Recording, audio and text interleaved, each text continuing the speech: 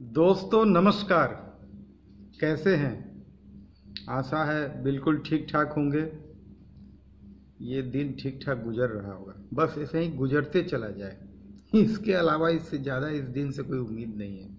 किसी तरह ये समय जो है ठीक से क्रॉस कर जाए।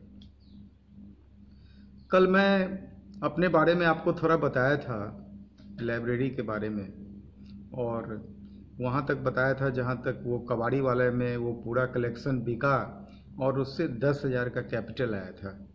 देखिए, वही प्राइमरी कैपिटल था, आपको हकीकत बता रहे हैं। और उसका बेस बना था 1980 में। 1980 में मेरा एज मात्र 9 साल था। लेकिन सबसे बड़ी बात यह है कि इतना किताब पढ़ते पढ़ते, ये जो लाइब्रेरी में जितना किताब आता था, मेरा सारा समय, लगभग समय थोड़ा बहुत खेल कूद में जाता था, उसके बाद सारा किताब पढ़ने में जाता था। तो धीरे धीरे मेरा रुझान इलेक्ट्रॉनिक्स की तरफ होते चला गया, क्योंकि बहुत सारा इलेक्ट्रॉनिक्स का बुक्स उसमें आ गया था। तो जब भागलपुर में पापा का ट्रांसफ़र हुआ और भागलपुर गया मैं, तो वहाँ पे सबसे पहला काम यही हुआ कि भागलपुर में जो इलेक्ट्रॉनिक्स का जो होल सेलर है उसके यहाँ जाके सोल्डरिंग आयरन और रांगा जो सोल्डर होता है और पेस्ट, 3 चीज़ खरीद के लाया था। और एक प्रोजेक्ट था, उसको बनाने के लिए जो डिज़ायर्ड कंपोनेंट है उसको खरीद के लाया था। सॉरी। अब देखिए, यहाँ से इलेक्ट्रॉनिक्स में धीरे धीरे रुचि अब बढ़ने लगा। और हुआ क्या कि सबसे पहले मैं एक ऐसा साउंड बॉक्स बनाया था जिसमें वो लाइट्स वगैरह लगा हुआ था, और वो जनरली मतलब छोटा था, स्पीकर उसमें अच्छे क्वालिटी का था। Sorry, very sorry. स्पीकर उसमें बहुत अच्छे क्वालिटी का था। तो जैसे जैसे वो बजता था वैसे वैसे लाइट ब्लिंक करता था। आज के लिए ये बहुत कॉमन है, उस समय के लिए नया था। जो वक्त था 1980-81 का दौर था। तो जब दुकानदार के यहाँ गया तो दुकानदार को चर्चाएं बताया कि ऐसा ऐसा मैं साउंड बॉक्स बनाया हूँ। वो बोला कि लाइएगा, दिखाइएगा। तो उसको नेक्स्ट डे गया, उसको दिखाया, बोला कि मेरे लिए भी ऐसा बना दीजिए 4 पीस। देखिए कहानी कहाँ से शुरू होती है। तो मुझे तो उसका कॉस्ट मालूम था कि इसका टोटल जो मटेरियल कॉस्ट आया है वो 150 रुपीज़ के आसपास आया है। मैं उसको बोला कि 160 रुपीज़ लगेगा आपको इसका टोटल। वो तुरंत तैयार हो गया। इतना कम रेट में कोई बना के नहीं देता। फिनिशिंग वगैरह काफ़ी अच्छा था। तो बोला कि ठीक है, आप 10 पीस मेरे लिए बना दीजिए। तो हम बोले कि ठीक है, चलिए कोई बात नहीं, 3-4 दिन का टाइम दीजिए, हम बना के आपको देंगे। कहानी वहाँ से शुरू हो गया। ये भागलपुर में लगभग पापा 3 साल रहे, बस यही काम था। साउंड बॉक्स, टेप रिकॉर्डर का कॉर्ड जो होता है 2 पिन कॉर्ड, ये बिजनेस मतलब वहाँ से चालू हो गया। 1985 में पापा का ट्रांसफ़र हो गया जमशेदपुर, और उसके बाद ये बिजनेस 1986 में मैट्रिक हुआ, और 86 में मेरी उम्र मात्र 15 साल की थी। जब वापस पापा का ट्रांसफ़र पटना हुआ तो यहाँ पे सबसे पहले घर में VCR खरीदा के आया। उस समय काफ़ी नया था। मुझे याद है नेशनल का 450 मॉडल था वो, नेशनल 450 का फ्रंट लोडिंग मॉडल था। और उसके बाद सिलसिला जुड़ गया लाइब्रेरी वाले से, रेंट पे फिल्म लाना वगैरह। अब देखिए यहाँ से क्या हुआ, लाइब्रेरी वाला बोला कि आप ब्लैंक वीडियो कैसेट दे सकते हैं। ऐसे ही चर्चा हो गया। कैसे चर्चा हुआ उसकी भी शुरुआत मुझे याद है, मैं आपको बताता हूँ। मुझे एक ब्लैंक वीडियो कैसेट की रिक्वायरमेंट थी, तो मैंने उसके काउंट शोकेस में लगा हुआ था, ब्लैंक वीडियो कैसेट रखा हुआ था। मैंने उसको बोला क्या कॉस्ट है? बोला कि इसका तो 125 रुपये दाम है। बोले बहुत महंगा है। तो कहता आप सस्ते में लाके दे दीजिए। बोले बात तो बड़ा चैलेंज कर रहा है। किसी वजह से मेरे बड़े भाई जो थे सो फिल्म लाइन में थे, किसी कारण बस उनको यहाँ 2009 में हार्ट अटैक से उनकी मृत्यु हो गई। लेकिन वो नेशनल स्कूल ऑफ ड्रामा जो दिल्ली में है, उसके मेरिट स्कॉलरशिप में उसका पटना से उनका सिलेक्शन हुआ था। और स्कॉलरशिप वगैरह उनको मिलता था, और उसके बाद वो बॉम्बे शिफ्ट किए थे। उनका बहुत अलग कहानी है, वो मैं कभी आपको बताऊंगा विस्तार से। तो बॉम्बे आना जाना मेरा 14 साल की उम्र में फर्स्ट टाइम में भागलपुर से, मतलब 36 घंटे या 42 घंटा का शायद जर्नी था, उस ट्रेन से अकेले फर्स्ट टाइम में गया था। मैं 14 साल का लड़का। देखिए, सही पूछे तो उम्र कम था, लेकिन एक्सपीरियंस बहुत ज़्यादा हो रहा था, practical experience. Mummy papa allow कर दिए थे, भैया बोले थे कि हम आ जाएंगे लेने रिसीव करने के लिए, लेकिन वो दौर में मोबाइल वगैरह कुछ नहीं था। एड्रेस था मेरे पास, लेकिन जो वीटी स्टेशन है, जो आज का सीएसटी टर्मिनस या जो भी हो, उस समय वो विक्टोरिया टर्मिनस था। ट्रेन का लास्ट स्टॉपेज सारा पटरी वहाँ जाके ख़त्म हो जाता था। और जब मैं उस स्टेशन पहुँचा था तो संजोग बस भैया से मुलाकात नहीं हुई थी। वो कहीं और खोज रहे थे, हम कहीं और खोज रहे थे उनको। और जब मुलाकात नहीं हुई तो फाइनली मुझे वहाँ से उनका एंटॉप हिल में, वहाँ पे वो रेंट पे रहते थे, अब मैं अकेले आया था। वो याद है, वो दिन काफ़ी मैच्योरिटी डेवलप करने का काम किया। मतलब वो जो एक्सपीरियंस हुआ ना, सीधा वीटी स्टेशन से किंग सर्किल उतरना, लोकल ट्रेन में फर्स्ट टाइम चढ़ा, लोग जैसे जैसे वहाँ का गाइड किया, लेकिन एक आदमी के बात पे मैं नहीं जाता था।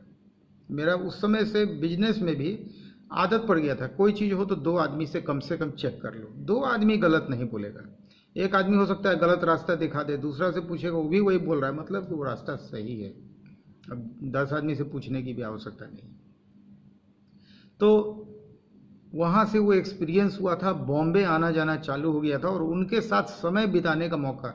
और चूंकि वो फिल्म लाइन से एसोसिएटेड थे, तो वीडियो कैसेट और ये सब फिल्म, ये वो सबसे बड़ा नज़दीकी रिश्ता जुड़ते जा रहा था।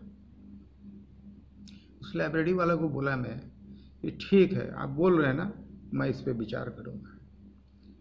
और उसके बाद मैं एक वीडियो कैसेट का होता क्या था, एक जंबो रोल आता था, बड़ा सा पैनकेक उसको बोलते थे, और उससे वो 3 घंटे का कैसेट को कट किया जाता था और उसको लोड किया जाता था। वो जंबो रोल लोडर होता था, सिंपली एक छोटा सा मशीन था, उसमें पैनकेक रख दीजिए और स्पूल इधर लगाइए, और 3 घंटे का काउंटर होता था, वहाँ से वो लोड करके V0 हाउसिंग आता था, उसको असेंबल करना। वहाँ से मेरा वीडियो कैसेट का बिजनेस चालू हो गया।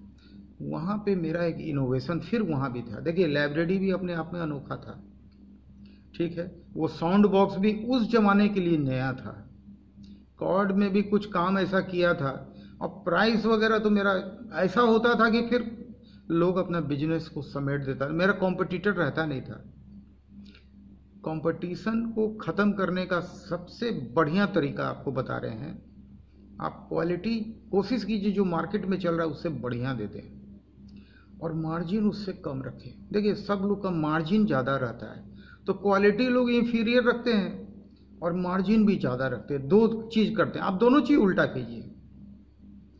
क्वालिटी आप ज़रूरत से ज़्यादा जो आप दे सकते हैं मैक्सिमम, उस स्टैंडर्ड में जाके वो देने का कोशिश कीजिए, और मार्जिन को थोड़ा कम कर लीजिए। 10%, मैं ऑलवेज 10% पे बात करना चाहता हूँ। क्यों बोलता हूँ 10%? क्योंकि इनकम टैक्स में आपके टोटल टर्नओवर का 8% मिनिमम काउंट होता है, ऐसा आप चेक कर लीजिएगा। तो मार्जिन कम था, रेट कम था, और उसमें एक इनोवेशन था। वीडियो कैसेट का रिक्वायरमेंट उस जमाने में सिर्फ शुक्रवार को सबसे ज़्यादा होता था, क्योंकि फिल्म जो रिलीज़ होता था, लोग उसका लाइब्रेरी वाले लोग पायरेसी बनवाते थे, कॉपी बनवाते थे, और ब्लैंक वीडियो कैसेट का डिमांड बहुत होता था। तो वहाँ पे हम देख रहे थे कि कोई फिल्म आता है 2.5 घंटे का, कोई 2.25 घंटे का, कोई 2.75 घंटे का, मतलब 3 घंटे का पिक्चर रेयर ही आता था, और हर कैसेट में 3 घंटे का रिबन रहता था। मतलब पिक्चर के हिसाब से वो वेस्ट, उसमें रिबन, अनयूज्ड रिबन पड़ा रहता था, कॉस्ट तो उसका भी जुटता था। अब देखिए, मैं तो ऐसे ही वीडियो कैसेट का दाम जो मार्केट में 125 में चल रहा था, असल में वो लोग देते थे उनको 100 रुपीज़ का देते थे, लोग 125 में बेचते थे। दिल्ली से लोग लाते थे, ट्रेडर, 2 ट्रेडर थे उस जमाने में, उम्र में हमसे काफ़ी बड़े थे, मेरा तो कुछ एज ही नहीं था उस समय। 15 साल कोई बिजनेस का एज नहीं है, लोग पढ़ने ही में बिताते रहता है टाइम। और यहाँ बिजनेस कैपिटल ये सब प्रॉब्लम नहीं था, सेल्फ कैपिटल था, किसी से मांगने की ज़रूरत नहीं थी। कोई बैंक का लोन का तो मालूम ही नहीं था कि बैंक में लोन भी मिलता है, ज़रूरत कभी महसूस नहीं होता था। अपना सरप्लस कैपिटल था, अपना कैपिटल के हिसाब से ही मैं कस्टमर बढ़ाते रहता था। जो कैपिटल, अगर कैपिटल में इजाफा हुआ तो 2 कस्टमर और ऐड कर लेता था। ये नहीं कि बैंक से लोन ले लिए, इधर से पैसा ले लिए, ये कर लिए और बिजनेस को बढ़ाने का सोचे, वो काम नहीं करता था। क्योंकि देखिए उस वक्त क्या था कि ज़्यादा नॉलेज भी नहीं था लोन वगैरह लेके कैसे काम करना है। और सही पूछिए तो कभी भी बैंक के लोन की तरफ आदमी को नहीं जाना चाहिए। आप मेरा कोशिश कीजिए, हर एक वॉल्यूम को एक बार देखना चालू कीजिए। वॉल्यूम 1 से अपलोडेड है और ये मेरा वॉल्यूम जो है इसका नंबर है 25 और मैं रेगुलरली बात सिर्फ कर रहा हूँ बिजनेस की। मैं बिजनेस की इसलिए बात करता हूँ कि बिजनेस का एक्सपीरियंस मेरे पास बहुत ज़्यादा है। सही पूछिए, 49 ईयर्स की एज में अगर 45 ईयर्स कोई बिजनेस किया हो, आप खोजिएगा, बहुत कम लोग आपको मिलेंगे ऐसे। इसीलिए मैं बोलता हूँ कि मेरी बात को थोड़ा सा ध्यान दे दीजिए, थोड़ा सा टाइम मैं आपका लेता हूँ। बहुत लोग बोलते हैं कि आप शॉर्ट में बोलिए। देखिए शॉर्ट में किसी चीज़ को समझाने से फिर वो समझ में जनरली नहीं आता है। मैं एक लाइन में बोल दूँ, कहानी नहीं खत्म होगा। उसको थोड़ा सा आप थोड़ा सा कनेक्ट होने का कोशिश कीजिए। सिर्फ आधा घंटा जब टाइम मिले हेडफोन से मेरी बात को सुनने का कोशिश कीजिए। कुछ ना कुछ हो सकता है, काम की बातें हो, बेकार की बातें हो, ये आपको डिसाइड करना है। लेकिन जो कमेंट मिलता है, अब जैसे कल एक कमेंट पढ़ रहे थे, बड़ा अच्छा लगा। मैंने कई लोगों को वो कमेंट भी शेयर किया था व्हाट्सएप पे। मुकेश सिंह जी, पता नहीं ये प्रोफेशन इनका क्या है, लेकिन इन्होंने लिखा है, आप जाके पढ़िएगा कमेंट में इन्होंने लिखा है कि मैं जब भी बैंक में लोन लेने जाता हूँ, उनका जो टर्म एंड कंडीशन है, डॉक्यूमेंट है, उसको पढ़ के लौट के घर चला आता हूँ। हमको लगता है रेयर ऐसा आदमी है जो बैंक का डॉक्यूमेंट पढ़ता होगा। अब ये हो सकता है प्रोफेशन से वकील साहब हों, ऐसे मैं जानता नहीं हूँ। मैं इनसे निवेदन करता हूँ कि कृपया व्हाट्सएप में आके अपने बारे में थोड़ा डिटेल में चर्चा करें। और मैं आप लोगों को एक और चीज़ बता रहा हूँ, लगातार बोलूँगा, हर वॉल्यूम में बोलूँगा कि आपको जो भी एक्सपीरियंस हो, जिस भी काम का एक्सपीरियंस हो, अगर वो बिजनेस से रिलेटेड है, चाहे अच्छा एक्सपीरियंस हो चाहे बुरा एक्सपीरियंस हो, अगर वो अच्छा एक्सपीरियंस है तो किसी ना किसी को जरूर इंस्पायर करेगा। देखिए हम लोग का मेन मोटिव ये होना चाहिए कि मैक्सिमम लोग बिजनेस की तरफ जाएं, जॉब की तरफ नहीं। चाहे छोटा से छोटा बिजनेस क्यों ना हो, जितना छोटा बिजनेस का शुरुआत होगा ना, उतना रिस्क बहुत कम होगा। और बहुत जरूरी है कि अगर हम लोग सब बिजनेस की तरफ धीरे धीरे करके जाते रहें तो जानते हैं क्या होगा, इंडिया भी जापान हो जाएगा। आज जो चाइना धमकी दे रहा है, आज जो हरकत कर रहा है, देखिए चाइना करेगा कुछ नहीं, ये लगभग लोग को मालूम है। वो धमकी देगा। वो एक होता है ना बिजनेस में, वो प्योरली बिजनेसमैन है। और बिजनेसमैन भी 2 तरह का होता है। मैक्सिमम लोग कंपटीशन में कोशिश करते हैं कि अगर एक बड़ा लकीर है तो उसके बगल में उससे बड़ा लकीर बनाने का। ये हेल्दी बिजनेस का ये लक्षण है। लेकिन कुछ लोग क्या कोशिश करते हैं कि उसके बगल में बड़ा लकीर बनाने से बेटर है वो छोटे लकीर को हटा देना। ये गलत है। इस तरह से बिजनेस नहीं होता, ये बिजनेसमैन का लक्षण नहीं है। कंपटीशन कीजिए, आप कुछ ऐसा कीजिए। ये क्या तरीका है कि ये लोग का लड़ाई जानते हैं क्या होता है, अधिकतर हम देख रहे हैं कि वो धक्का मुक्की तक ही होके रह जाता है। अभी आज सब लोग तो ऐसे ही वायरस से त्रस्त है। लड़ना है हम लोग को किससे और लड़ रहे हैं किससे, अब मालूम नहीं है कि लड़ने के बाद होगा क्या। एक तो चाइना खुद ही चारों ओर से घिरा हुआ है, बस एक नॉर्थ कोरिया उसको सपोर्ट करेगा, उसके अलावा उसको सपोर्ट कोई नहीं करेगा। अब उसकी स्थिति क्या है देखिए, अमेरिका अपना वहाँ से बिजनेस उठाने की सोच रहा है। और दूसरा, पॉपुलेशन के हिसाब से इंडिया एक कंट्री है। इंडिया के साथ अमेरिका का रिलेशन हमेशा से लगभग ठीक रहा है। नतीजा क्या होगा, अब चाइना देख रहा है कि चलो इंडिया को डैमेज किया जाए। ये डैमेज क्या करना है? आप कुछ ऐसा काम आपके यहाँ से होता क्यों है? आज इस वायरस का सब जगह चर्चा है कि ये चीन से आया। ठीक है, बहुत विशेषज्ञ लोग जांच करेंगे तब पता चलेगा हकीकत क्या है। लेकिन 1318 में जो ब्लैक डेथ आया था, वो भी पानी के जहाज से, वो वायरस भी चाइना से आया था और यूरोप में फैला था। तो चाइना का एक इतिहास रहा है। इस इतिहास के तहत लोग इस बात को बोल रहे हैं कि हमेशा वायरस चाइना से ही क्यों आता है। वहाँ का जो वेट मार्केट है, वहाँ पे 132 किस्म के जानवर का जिंदा मुर्दा खाया जाता है। यही सब गलत है। हम लोग कितना खाते होंगे? 2 4, बहुत बहुत 5 कोई खाता होगा। ये जो यही चीज़ है, और इसी को चाइना का जो छटपटाहट है, ये इसी वजह से है। वो देख रहा है कि बिजनेस तो ट्रांसफ़र हो जाएगा इंडिया में, तो पहले से इंडिया को थोड़ा डैमेज करो, इंडिया को तोड़ने में लगा हुआ है। लेकिन ऐसा कुछ नहीं है। इंडिया ही नहीं, चीन के अगेंस्ट में लगभग पूरा वर्ल्ड है आज के डेट में, पूरा वर्ल्ड। इसलिए वो कुछ ज़्यादा कुछ वो कर नहीं पाएगा। ये धमकी वगैरह जो चले अलग बात है। तो मैंने एक ऐसा वीडियो कैसेट का इजाद किया है, बिल्कुल इनोवेट वर्ड का ज़रूरी है।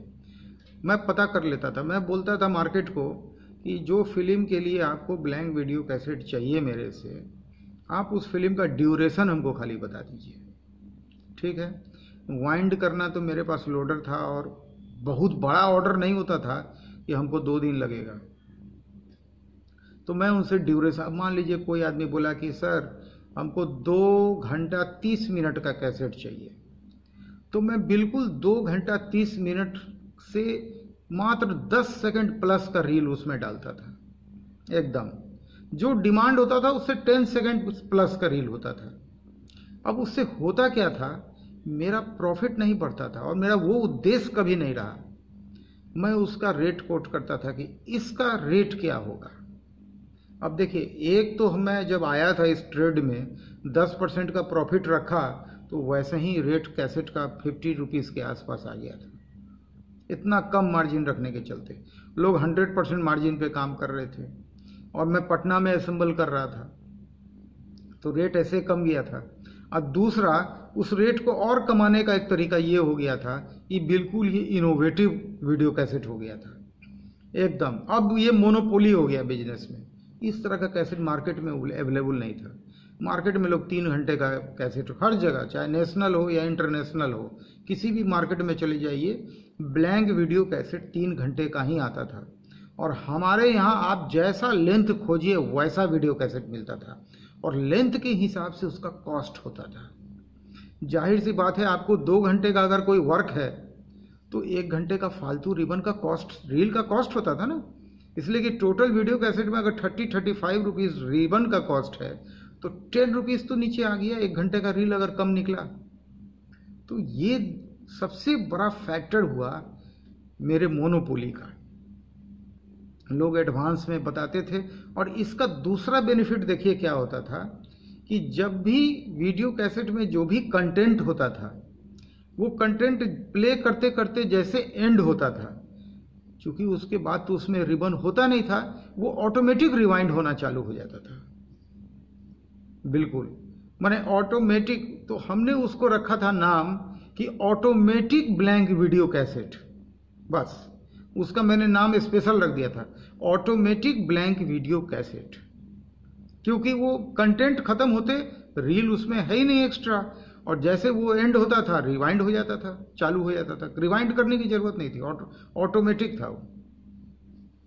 काफ़ी पूछ हुआ, और काफ़ी मैंने ये बिजनेस मेरा लगभग मान के चलिए कि 86 से मैं स्टार्ट किया था, और 1990 तक ये बिजनेस खूब अच्छा चल रहा था। इसके बाद केबल टीवी का जहां आगमन हुआ, तो केबल टीवी का जो आगमन हुआ था ना, पटना में पहला आदमी था, गोल्ड वीडियो कैसेट का मैंने लाइसेंस ले लिया था। क्योंकि उस समय जो वीडियो कैसेट की कंपनी थी, गोल्ड थी, मैग्नम और सेमारो वगैरह, इन लोग का तो लाइसेंस 2 कंपनी का चलता था, एक गोल्ड का एक मैग्नम का। तो चूंकि गोल्ड के जो डिस्ट्रीब्यूटर थे उनको भी मैं ब्लैंक वीडियो कैसेट देता था, मैं उनका लाइसेंस ले लिया था गोल्ड का। बहुत पुराना केबल ऑपरेटर बना था पटना का, समझते हैं पहला या दूसरा ही होगा। और वहाँ भी बहुत इनोवेशन। चलिए उसकी बात फिर आगे। अब आते हैं थोड़ा सा फैन इंडस्ट्री के बारे में। बहुत लोग का प्रश्न है कि कल मैं बताया था कि कम पैसे से इस बिजनेस को कैसे किया जाए, तो इसका कोई शॉर्टकट नहीं है। अगर आपको मैन्युफैक्चरिंग करना है तो दिमाग में बिल्कुल बैठा लीजिए, आपको 25 लाख का मशीनरी लगाना ही लगाना है। अब आप सोचेंगे 5 लाख से घुसेंगे धीरे धीरे, तो फिर वही हो जाएगा। अब बताते हैं वो हुआ क्या। चूँकि बैंकर्स ने मेरे साथ धोखा दिया तो मैं उसी स्टेज में आ गया था। चूँकि प्रोजेक्ट था, मैं बताया हूँ, आप थोड़ा सा पिछला वॉल्यूम सब देख लीजिएगा तो कुछ बातों को रिपीट करने की उतनी आवश्यकता नहीं पड़ेगी। तो सबसे पहले जब मुझे 25 लाख का कैपिटल बैंक से नहीं मिला, 13 लाख मिला, तो मैं क्या किया कि अब मैं अपना भी हिसाब किताब थोड़ा कम कर लिया। अब जहाँ हमको 2 वाइंडिंग मशीन लेना था, मेरे लिस्ट में था 2 पेपर लगाने का मशीन लेना था और 2 स्टिक लगाने का मशीन लेना था, जिसको वेज मशीन बोलते हैं। मैंने क्या किया, मात्र 1 वाइंडिंग मशीन लिया, 2 पेपर का मशीन ले लिया और 1 लेथ मशीन लिया। काम इससे होना नहीं था, लेकिन वो संघर्ष करना था। देखिए हम लोग हैं मिडिल क्लास, नाम से तो हम लोग हैं मिडिल क्लास, लेकिन सही पूछिए तो इसका रियल नेम होना चाहिए स्ट्रगलिंग क्लास। ये मिडिल क्लास जो है ना, ये सही पूछिए तो स्ट्रगल करते करते पूरा जिंदगी अपना बिता देता है। इकोनॉमी को चलाने में इसका बहुत बड़ा हाथ होता है, हर चीज इसको चाहिए। आज इसके यहाँ 20 इंच का टीवी है तो उसको 30 इंच चाहिए, 30 है तो 50 चाहिए। ये मिडिल क्लास है। अब वो हर काम करेगा बैंक के लोन लेके। और आज तो देखिए बैंक का लोन लेने कौन जा रहा है, सबसे ज़्यादा पर्सनल लोन। और ये पर्सनल लोन लेने वाले फिर यही मिडिल क्लास हैं, जिसको स्ट्रगलिंग क्लास कहा जाए। इसलिए कि ये ऑलवेज संघर्ष करते हैं, इनको हर चीज़ की ज़रूरत होती है। नीचे वाले जो लोग हैं वो संतोष है उनको, वो देखते ही नहीं है उन चीज़ों को। वो क्या कार देख के सोचेंगे कि हमको कार चाहिए, साइकिल अगर वो खरीद लें वही बेस्ट है। और सही पूछिए तो समाज में अगर साइकिल सबसे ज़्यादा हो, आप देखिए ना, आप मलेशिया चले जाइए, जापान चले जाइए, अच्छे अच्छे लोग साइकिलिंग करते हैं। 5-10 किलोमीटर तो लोग ऑफिस जाना आना, और वो बैटरी वाला साइकिल बिल्कुल नहीं, एकदम गियर वाला एक साइकिल बढ़िया ले लीजिए। 10,000 15,000 में गियर वाला बढ़िया साइकिल आ जाएगा।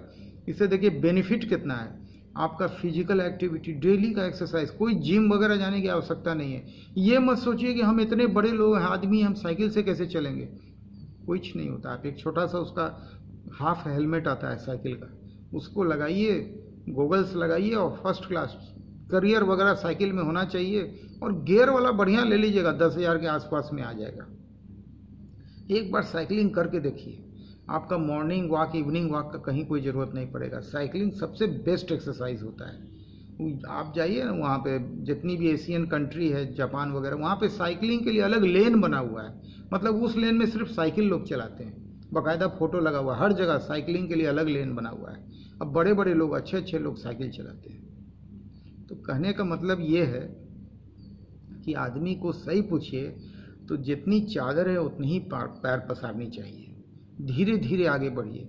अगर आपको फंड का ज़रूरत है, मैं बिल्कुल रास्ता बताता हूँ, ठीक है। देखिए शॉर्टकट में मत जाइए। ये इंडस्ट्री 1-2 मशीन के साथ लगाने से जो नतीजा हुआ मैं आपको बताऊंगा, उससे आपको ये समझ में आएगा कि नहीं, ऐसे ये काम नहीं करना चाहिए। और ये काम बहुत बढ़िया है अपने आप में। सही पूछिए तो सीलिंग फैन का इतना डिमांड होता है, इतना डिमांड होता है कि उसका हिसाब लगाना बहुत टर्नओवर रिलेटेड बिजनेस है। इसमें वॉल्यूम बेस्ड इंडस्ट्री है, टर्नओवर बहुत आता है। और इसके रॉ मटेरियल बनाने वाले लोग परेशान रहते हैं सीजन में, इतना इसका टर्नओवर रहता है।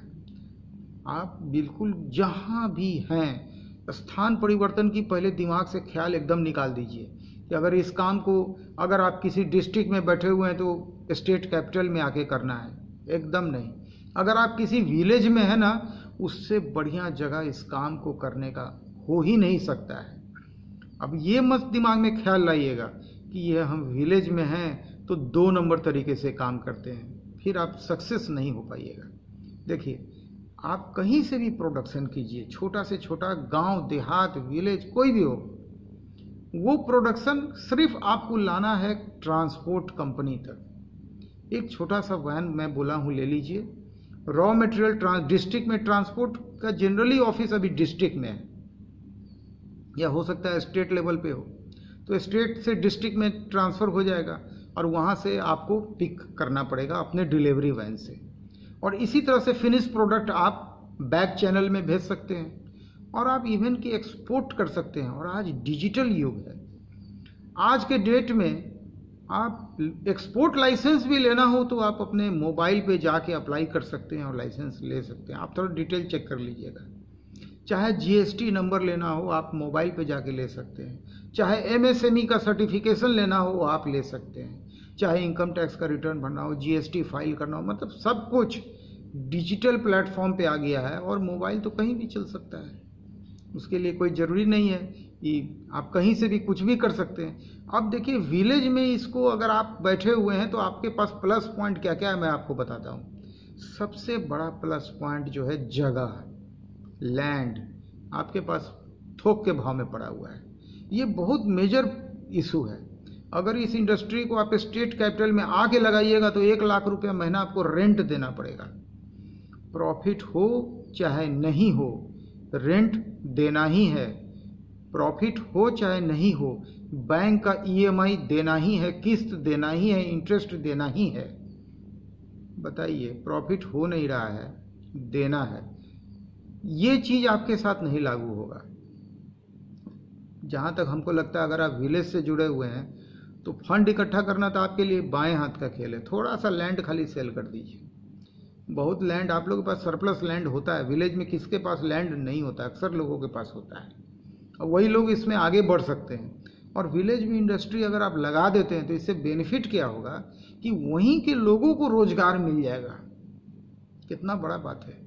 आज जो लोगों को माइग्रेट करना पड़ रहा है, इतना कष्ट हो रहा है, और आज जो डेटा बढ़ रहा है, अब देखिए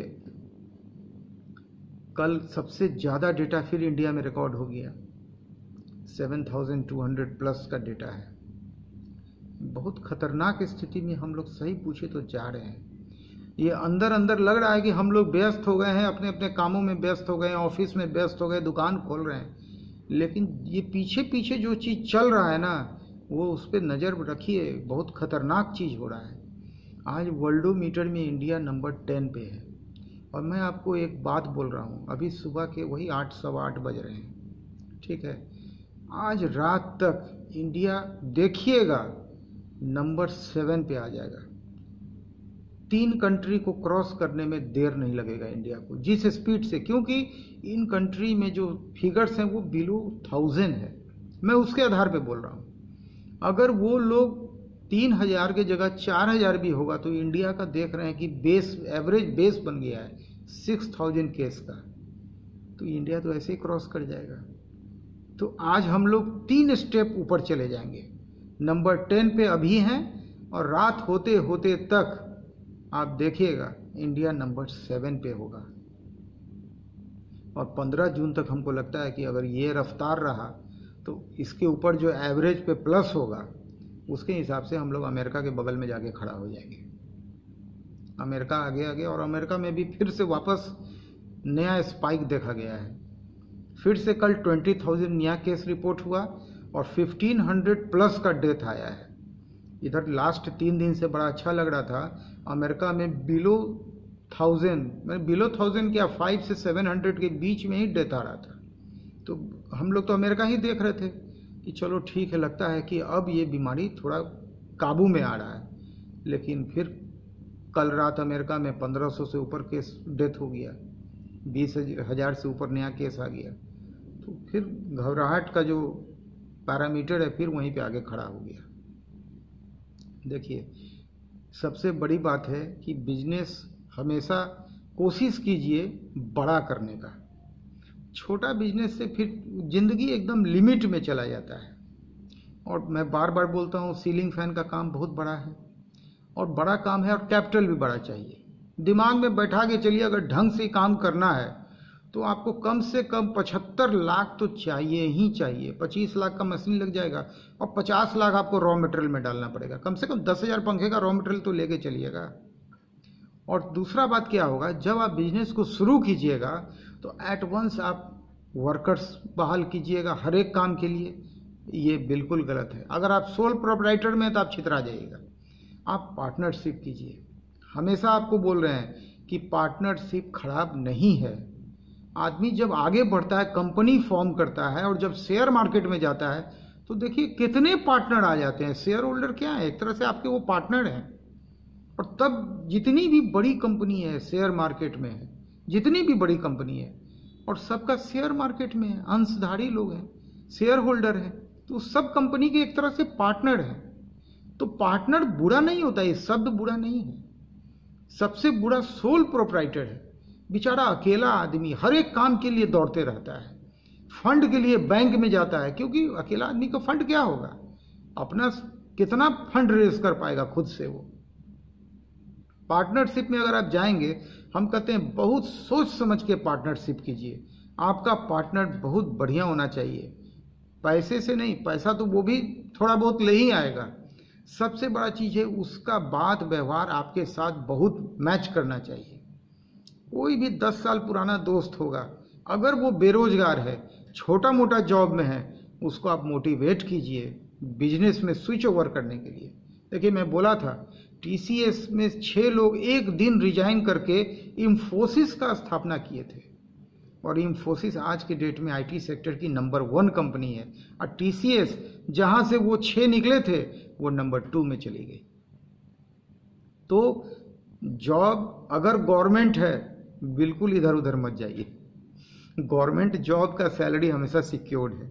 अगर आप बैंक एम्प्लॉई हैं, अब वो भी नेशनलाइज बैंक है, प्राइवेट बैंक छोड़ दीजिए, वो तो आपसे ऐसा ऐसा काम करवाएगा कि हो सकता है कि आप कोर्ट कचहरी दौड़ते रहिए।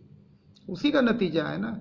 आईसीआईसी बैंक के 9 ऑफिसर्स एक्यूज्ड हैं। आज मैंने जो केस कर रखा है और माननीय न्यायालय ने कॉग्निजेंस लिया है, तब मैं ये बात बोल रहा हूँ। अगर न्यायालय ने कॉग्निजेंस नहीं लिया रहता, मैं ये बात नहीं कोट करता। अब न्यायालय ने 420 के केस में, धोखाधड़ी के केस में उनके ऊपर कॉग्निजेंस लिया है और उन लोगों को सरेंडर करने के लिए बोला है कोर्ट में। क्रिमिनल केस है, सोचिए। और ये लोग जब क्रिमिनल रिवीजन में गए ऊपरी अदालत में कॉग्निजेंस के खिलाफ, तो ऊपरी अदालत में इनके रिवीजन को माननीय जज ने खारिज कर दिया। मैं बहुत मामूली आदमी था, कितना ताकत मिला।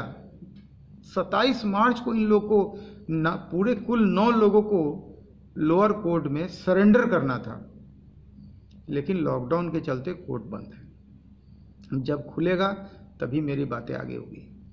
खैर, आप लोग इसी तरह कोशिश कीजिए। मैं बिल्कुल आप लोगों के सामने करंट अफेयर्स और बिजनेस की चर्चा करूंगा। मैंने एकदम, चूंकि वर्क मेरे पास नहीं है, मैं इसका काम बना लिया हूँ। मेरा वीडियो अंत तक देखने के लिए आपका बहुत बहुत धन्यवाद। कृपया शेयर जरूर कीजिए, लाइक कीजिए और सब्सक्राइब मस्ट है। धन्यवाद, नमस्कार।